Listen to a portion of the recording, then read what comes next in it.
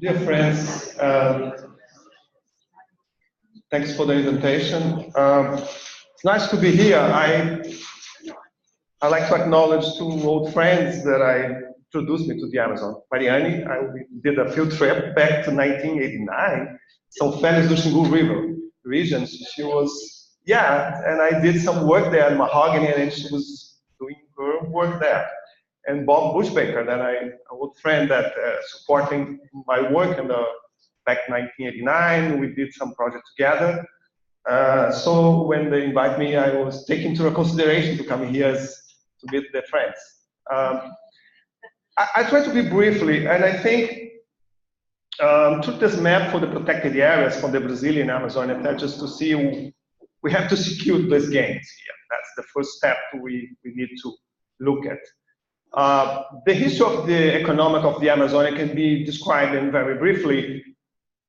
A version 1.0 was the extractivism economy model that actually goes up back to the 60s for almost 500 years. And then we got the deforestation paradigm that I call Amazonia version 2.0, and that actually we realized 10 years ago, not only us, the government, the major players in Brazil, doesn't really work, because the GDP in the Amazon region is still relatively below the average of the country, even although we lost almost 10% of the territory. So I would say the major debate in the Amazon region is people agree that deforestation is not the paradigm of the development. I travel a lot, I talk with people for different sectors. We are now maybe in a phase 2.1, 2.2. We're not 3.0 as Mauricio described. There will be an economy based on forest and natural resource, using the resources in a much better way, create social progress in the region, and we need to get there. So one thing to do is, it's a time to be ambitious. It's not time to be only on the defensive side. Just say that we want to protect the gains, although the gains is very important to be protected. I think, as Mauricio also described, just to make the point here, I was here last time, 2004, and I give a keynote speaker. I was talking, the government, I'll just launched the PPCD. A lot of people talk about this PPCD and something's going to work. And I say that there is a great chance to be workable initiative. I have a hope that there's going to strong reduction of deforestation to come in the next couple of years.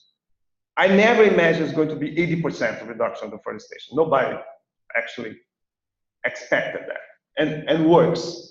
And works for the combination of components that Mauricio described. Technology is very important, transparency, public prosecutors' office, and really use this information to put people in jail. The government will, but the society, the free press, the democracy really play a very important role. And the Brazilian society supported, and many times the command control, the enforcement, we still need to do a lot of enforcement. So deforestation moving back a little bit on the 2015, 2016, not back to the hyper deforestation, but moving up to 8,000. This year is probably going to be down. My estimate around 7,000.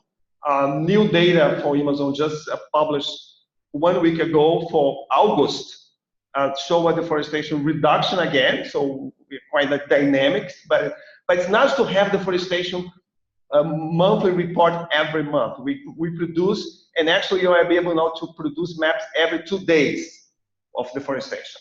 And the state government using this information, they also generate their own information to send maps to do better enforcement in the field, to be more strategic.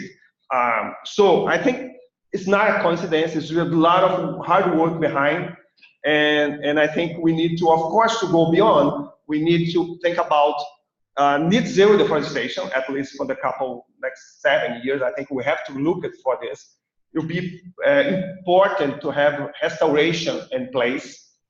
We have to restore at least 4 million hectares of watershed river riparian vegetation in the Brazilian Amazon.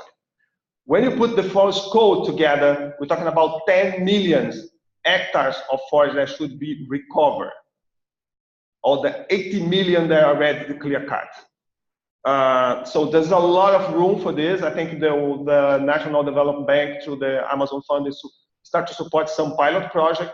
There's going to be lay out the methodology, the costs, and the benefits associated with this.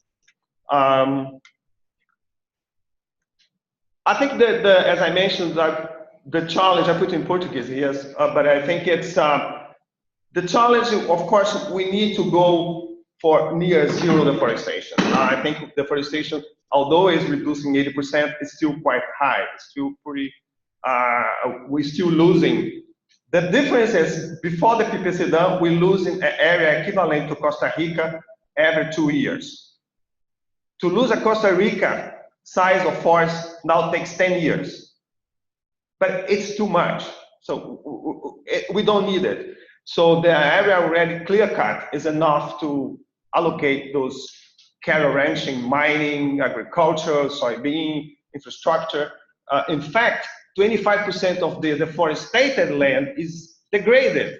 Another 20% is completely abandoned. So deforestation actually happened 2 places today that take a little bit challenge. One is land grabbers. I'll go back to this point a little in a couple minutes. Another is among the smallholders, among the settlements. I think that there's still a big problem. The colony system that runs by INCRA, that occupy around less than 10%, represent today almost 25% of the deforestation, or current deforestation. So, and that needs to be addressed.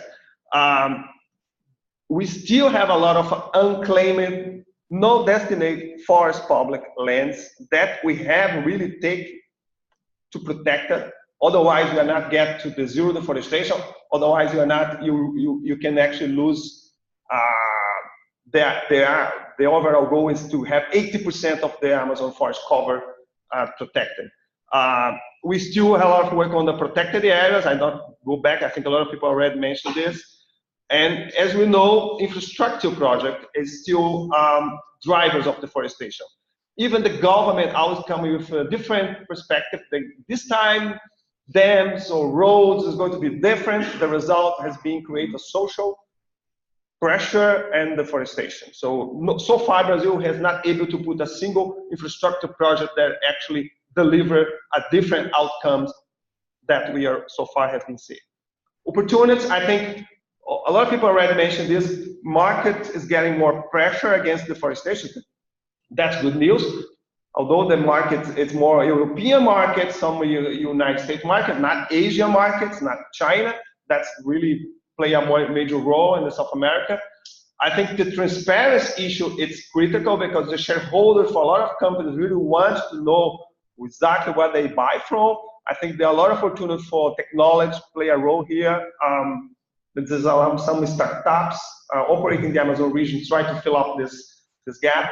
The strategic role of public prosecutors, it's unique. I think we have 2 of them here. They're going to see what's going on in Brazil and the Lava Jato operation, to see how powerful those institutions can play a role. And I think they've been very key to protect indigenous rights and the conservation in the region. State, subnational government in the last 5 years has taken more leadership. Mato Grosso, Rondônia, and Pará have made commitments in the time that the federal government reduced the ambitions. I agree with Mauricio that we have a little bit a gray zone for the next term of the governors, but I think that was a unique moment in the Amazon region that mayors and the governors actually take leadership against deforestation. In the past, the policy against deforestation was federal policy and face obstacles from the state and the local level. I think there's a lot of win-win on the land use, especially in the cattle ranching. and of course there is restoration and reforestation.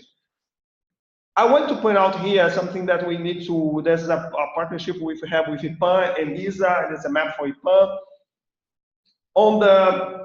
This is an undesignated land in the Amazon region. It's almost twice as big as California. Yellow is state, green are federal areas.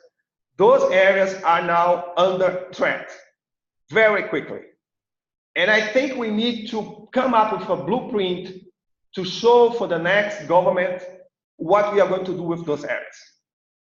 And of course, the rule is not ready now, but it's going to be ready probably in 2019. And I think we support with some partners here, we are going to do this. We are going to do in two different strategies. One strategy is to produce maps, to produce reports, try to be as much convinced as possible. But we are going to do another strategy, support with Ford Foundation and Skoll Foundation through a BritDoc fund. We are preparing a documentary that's going to be running by Estevão Ciavata. He's a filmmaker in Brazil. He produced a series of Amazonia SCR. He's now producing a series that really addresses this issue here. It's going to be a public campaign to say this is belong to the Brazilian society. And we are talking with people the military, we are talking people from the church, evangelicals, we are taking the Laudato Si approach for the Catholic Church, we are talking with a judiciary system in Brazil, where we launch this film, that's going to be launched by March probably, and say that basically a lot of law in the Congress, lack of ambition, lack of commitment in the government is threatening those areas. The people are grabbing, robbing this patrimony of the Brazil. If the campaign goes up, the maps that show exactly what we need to be critical, and then we have to have high ambitions. And part of this can be protected areas, but at least we can use a legal instrument that we have in our law that actually frozen those lands for can be 7 months, can be actually 2 years, have renewal for more 2 years, until the government decide what's going to be done. And then we can save time and we can win 4 years. Unless this area is going to be trapped and deforested. And then the Amazon is going to be, and we lose the Amazon. Because that's the final point that I want to make. My vision for the Amazon region is actually we have more than 50% of protected area. Today we have 42%.